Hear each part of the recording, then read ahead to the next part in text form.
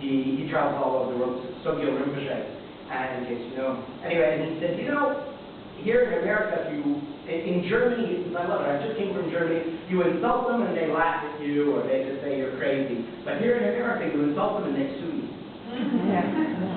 So that's why I have to check it. So the idea of boundaries is basically saying, you are not allowed to treat me in a certain way so that you don't upset me. Okay? So that's extremely arrogant, because you're now saying, I want everybody else to behave how I want to behave, and I will behave how I want to behave. So it's basically saying, I'm God. I make the rules. Right? So, yes. And is that with children? Because you want to give them boundaries to feel safe, and I think that's the same with people. Well, what kind of boundaries? Well, you want them to be part of the society, so you learn them rules about how you behave to each other. That's right, correct conduct. Yeah. Yes, correct conduct is how you treat another person, not the boundary is how other people are only permitted to treat me. Okay. Well, there's healthy boundaries too. Please. Yeah, so, for example, if I want to take my own responsibility and raise my own child, that's a right I have.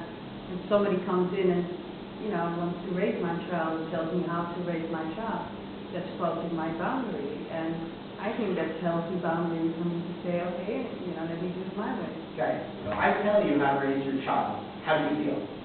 I think what you're doing is wrong. You're absolutely wrong. You should feed this kid ice cream and candy 3 meals a day. Or something more personal. How do you feel when somebody tells you how to raise your child? It's none of their business. But do you have an emotion? Depends on who.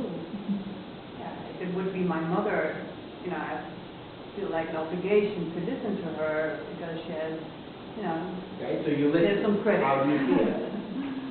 Yeah, it would make me uncomfortable and maybe angry. Yeah. Okay. Now, you, your child, and your mother. Mm-hmm. You and your child live together. I assume you don't all live with your mother. No. Right. Your mother is now telling you what to do. Mm-hmm. So, did she throw anything at you? Did she hit you? Did she put a gun to your head? Did she torture your child and say, I'm not giving you back until you do what I say? Yeah. She But what I do is I set a healthy boundary, and that's by protecting myself. And you're talking about the other side. What I'm saying is that you're setting a boundary because you get upset. Yeah. But you're getting upset because she talked to you. She only used words. Yeah, it could be physical also. She Did she could take my beat you? child or whatever. Did she That's take your child? boundary crossing. Wait, did she take your child, or is it what she's telling you? No. Yeah, but I'm looking at this different situation. No? Okay, but she's talking to you, telling you something, and you got upset. Mm-hmm. So you want a boundary, you're not allowed to tell me these things. Right. Okay? Yeah. What I'm saying is that you're now saying to another human being, you are not allowed to do something. Isn't that the same as another human being saying you should do something? Yeah, if I would say that. I wouldn't say that. I would just wouldn't listen and take my own responsibility. Okay. But that is healthy boundary setting. Yes, but you're getting upset. Yeah. Okay. Now, do you like to get upset? No, I don't. You're sure? Because, my mother, she gets mad. She's angry. She's big. And I say, well, why are you so upset? She says, I'm not upset. I'm very angry. There's some weird people out there. So, but, like that. So you're sure you're upset and you're not hiding. Okay. Now, would it be better if you didn't get upset no matter what your mother said?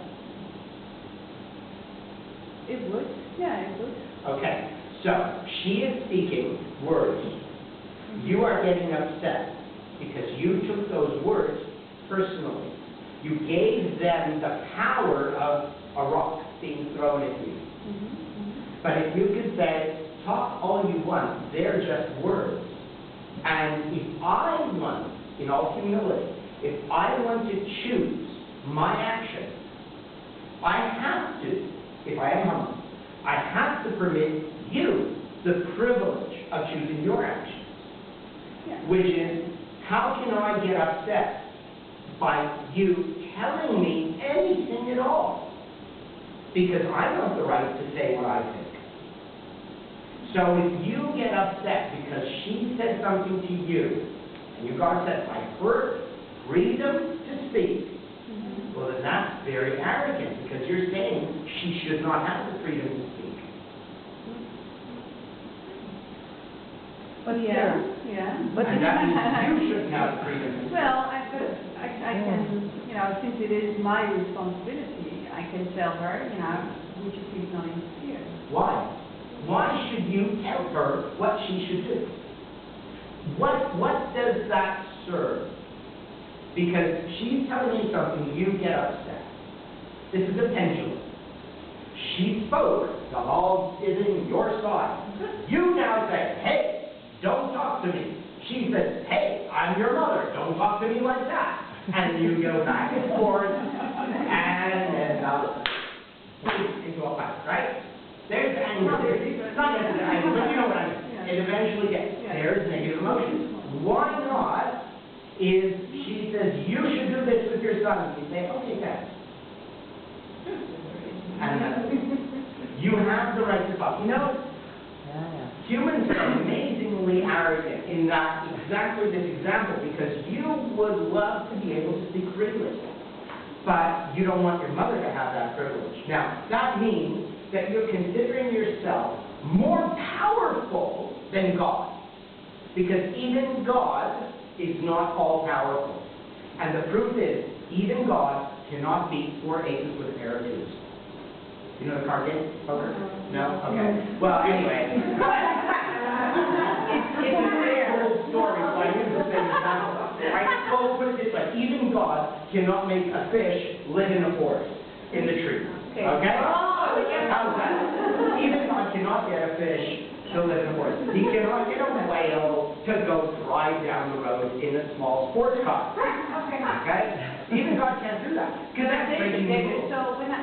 So I tell, okay, well, thank you, and then I do it my way, and then she will get angry at me. Why? Because I don't do what she has told me, of course. And That's even right. though I told her thank you, and she won't get off my back. For example, I'm not saying that this is the case, but so how do you stop that? It doesn't stop by saying thank you. Oh, thank you. Yes, thank you. Because she's going to get angry and going to say, I really want you to do it. This is wrong. And If I keep drinking, the glass will be empty. yeah. And then they'll take the jug and they'll refill the glass. But eventually the jug will be empty.